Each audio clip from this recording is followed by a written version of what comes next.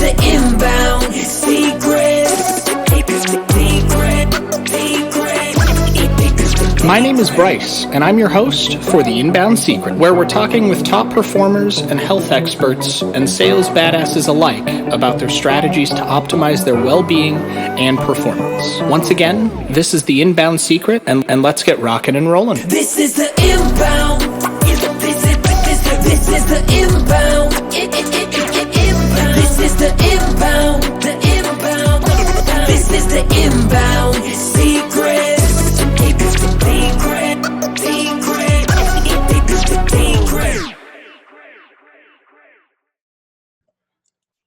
What's up, y'all? Bryce here with The Inbound Secret, and I've got my good friend Tracy Cousineau here, and we're just going to be doing a series of short, quick, informational value videos for you guys here during this COVID craziness. So I'm going to let Tracy go ahead and introduce herself and tell her about what you do. Yeah. Hi, everyone. So I am in Atlanta, Georgia, and own a few different businesses, co-partners in businesses. Our main business is real estate, and within the real estate firm that we have, we also have a call center. So just trying to maneuver new ways and go through this process in Corona land like everyone else. And we also own a clothing store. So that's been, we've had to shut down our brick and mortar now and learn to do online a lot better than we were doing before. So that's been a new thing to teach my daughter on making sure how many posts she's doing, the times that she's posting, where to boost them at, where not to boost them at. And just kind of engagement is huge. And then really staying on top of inviting everybody that goes and likes the photos and the boost post back to the page so that they'll continue to see stuff. So it's just been kind of, we've only gone through that day-to-day process, and when we clock in, clock out, especially at the boutique, we're done for the day. And it's helping her manage her time in that industry of, no, you're actually working. When your eyes open up until the time your eyes go down, because online is going to be how you're going to be able to make your brick and mortar payments and all that kind of stuff. And then just going in there, we're closed for 30 days. So just going in there in that industry and taking out all fall and winter stuff and totally just clearancing it down so that really you can just focus on your orders better be now for the summer. We skip spring. So inventory in the store needs to go directly to summer and merchandise so that when we open the doors back up, we're opening for summer. So that was huge. In the real estate business, we're trying to do business as usual. And so far we've done a great job at that. But now we're starting to have lending issues. So the lending issues are going to cause our business to struggle more than it probably should. Because again, we've been doing business as usual. We've just find other ways to do it. So we've gone virtually. So trying to do appointments virtually, staging virtually, and showing property virtually with open houses and tours and that kind of stuff. Making it really easy for the consumer. So that's been really, really not so much of a challenge, just thinking outside the box on what, your mindset always stays with. And I kind of have enjoyed being able to think outside the box even more than we already do, so that we know that we're going to climb through this part and come out at the end a lot stronger than we went in it, because we were able to look at different directions, find out where we needed to make changes at, and this forces us to do it instead of saying, oh, I don't have time to worry about that. It's fine the way it is. And now we're able to really look at everything and step back and go, there is a better way. When we thought we found a better way, there's actually a better way. And so it's really helped us. And then just family alone. I think that, the first week, if I really journaled the first week of the girls being home and me being the parapro now, it was a lot of bickering and a lot of stress. And even me, I was like, oh my gosh, I cannot do this kind of stress. And then that was Monday. And then by Friday, it was oh, this is actually, we're on a rhythm here. We've got peace in here. And now the kids are cooking together. They're building forts together, doing puzzles together. They're doing things before that they never had time to do because they were going in so many directions with extra, activities with friends and other stuff, or they just were too lazy. They didn't do it. And now they were kind of forced to spend more time together, and they're actually getting along a lot better, and have, their age gap is so different. And so they're 8 years apart, but to see them come together as siblings, it's been fun to watch. Awesome. You've got a lot more going on than you'd give out to the public to know right away. So thank you for sharing that. I didn't even know you owned a clothing store, and we've known each other for a while now. So do you mind me asking a little bit about it? Like what, tell me about the clothing store and kind of its own challenges outside of just the brick and mortar closing down. Are you like, how has been the evolution of going from normal business? Because there's going to be people on here that own brick and mortars that can't get to the office or get to their store. Like what are some tips or strategies you've used and your daughter's used to take what was normal and then flip it over so that it's working during this time specifically? So usually we focused on at least posting 3 times a day just to let people know you're there, what sales we're running and that kind of stuff. The biggest thing that we did was we moved, owning a brick and mortar, we moved everything out of the window and tried to move it back. So we don't know where we're going with this. And if we have any type of crime or theft, we didn't want to give them a reason to break into our store. So all the, jewelry and all that kind of stuff, it got all moved out of, the front and the, main stuff, so that when you look in there, you can't really see the value of what's in there. So that was huge, moving out so you couldn't see like iPads and cash registers and all that kind of stuff from there. That was just, thinking outside the box of, okay, if they break this window, what are they going to grab and move and leave? And so you have to think that way, unfortunately. So that was huge, but spending the time to say, okay, we're at least going to post 5 to 6 times a day between Instagram and Facebook. And we want to send different messages to both in case the consumer that we have is seeing both. Now it allows us to show them 5 to 10 things versus if we show them on 2 different platforms. If we get more engagement on a product that we put on Instagram, then we would move that product to Facebook, vice versa. So we're just kind of testing the difference on the clothing and that kind of stuff. And we run it across every state. We try and hit about 5 to 7 thousand people per boost, just to kind of see what we're doing and really dialing in on that process and what we're saying. So of course we have free shipping. We're running discounts. We've got codes, all sorts of things. We brought in some younger children that have some influence in the high school and college, and given them codes to use as well. Shoppers that we know have been to the store a lot. Hey, listen, if you have an outfit on that came from Southern Lace, could you tag us in it and we'll give you a shopping code, not only for your friends, but we'll give you an additional discount. So awesome. That's been really good. And they're really excited about it. They don't have anything to do right now. They're bored. So if it gives them the chance to go dress up and put some makeup on and fix their hair for something like that, to socially connect and engage with other people, that's been really huge because they're just as bored. Yeah. And then just really giving us a chance to dial back on brick and mortar. Is it really necessary? And so this will really tell if we can sell more online the way we're doing daily in the store. Does it allow us to see that we can just have we don't need the brick and mortar, so this will be a test, a test time as well for that. Forcefully, but yeah. Yeah. No, it's good. And then really just, for my daughter, I mean, it's,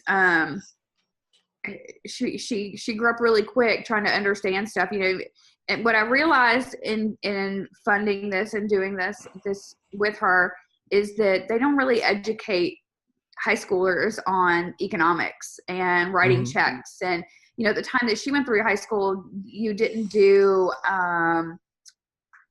signing your signature, cursive, cursive like writing. They took it out of school for a long time. They not brought it back. here. It's like, how do you sign stuff if you don't know how to sign cursive? And so I remember having to teach her checkbooks and bank statements and all of that kind of stuff. So now we got to go through the whole process of how do you apply for a small business loan when you go through processes like that? What do you need? This is what they need, and this is all new stuff. This is foreign to 24, 25-year-olds that have never been through this. So this has all been a whole learning experience in that way to economically help her. Awesome. So as far as we've talked about your brick and mortar, your clothing line, now real estate, there's a ton of real estate agents out there.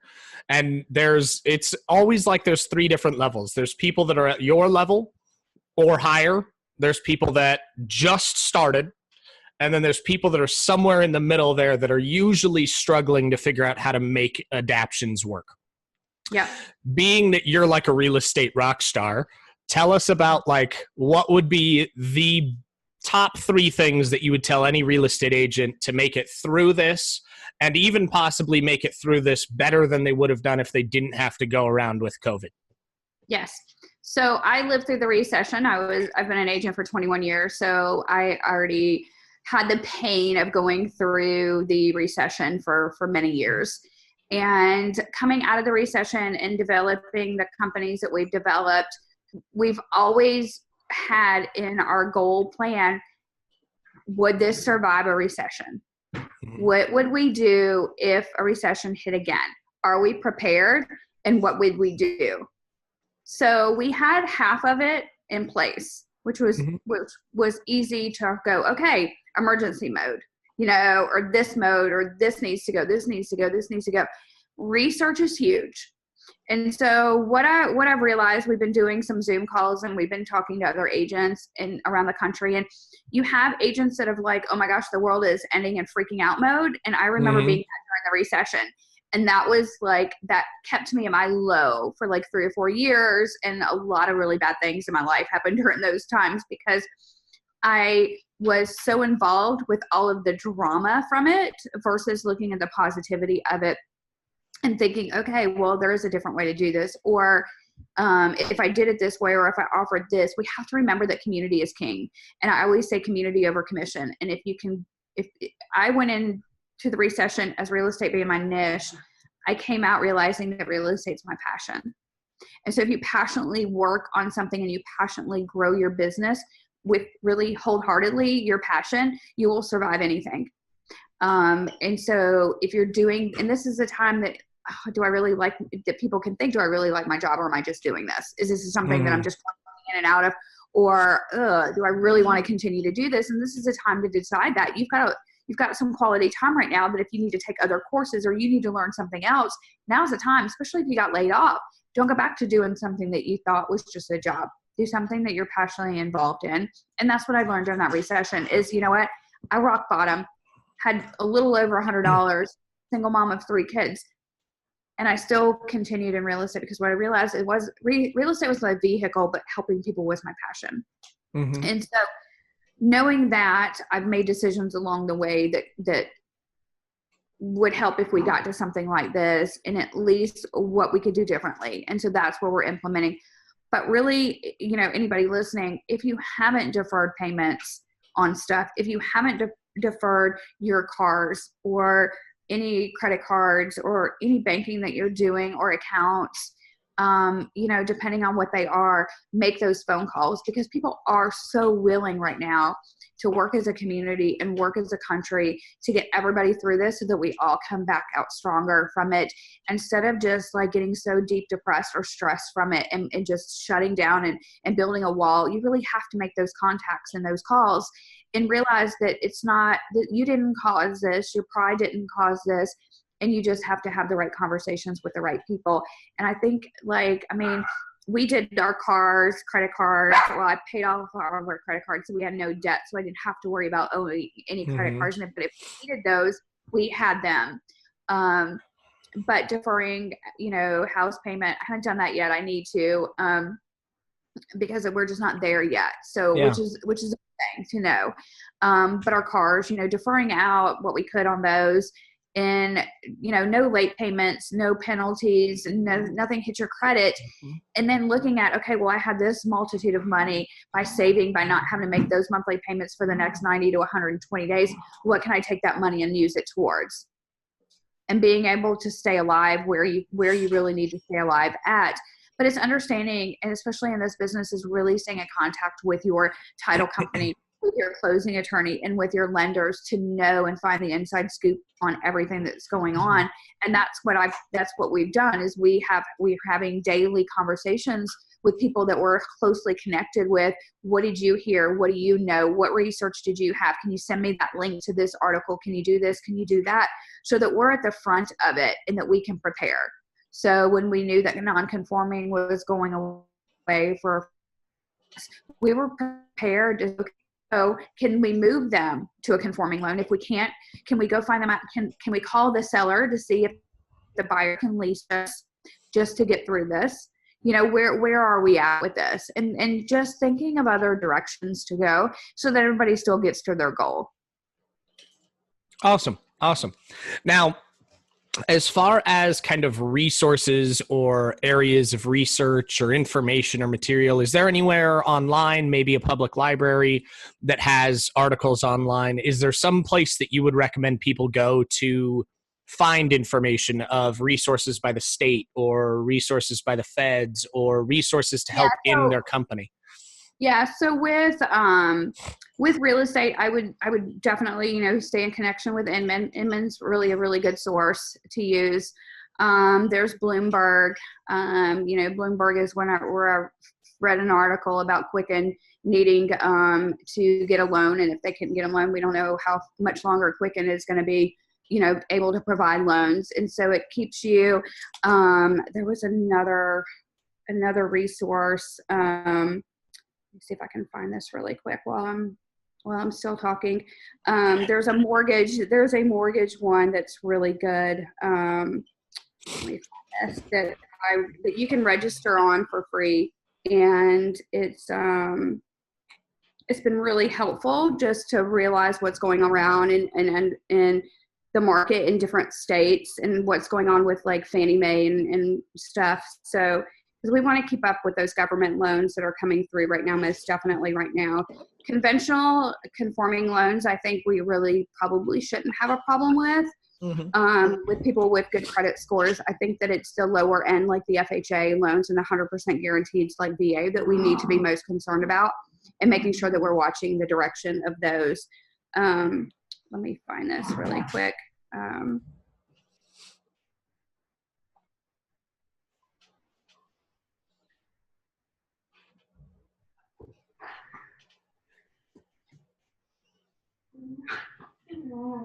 And if you hear something crazy, my dogs are playing on the floor. I was gonna say I saw a little floofer on one of the chairs back there in the background earlier. Oh yeah. Mm-hmm. So it's mbshighway.com. And like right now it says mortgage price and Fed unintended consequences.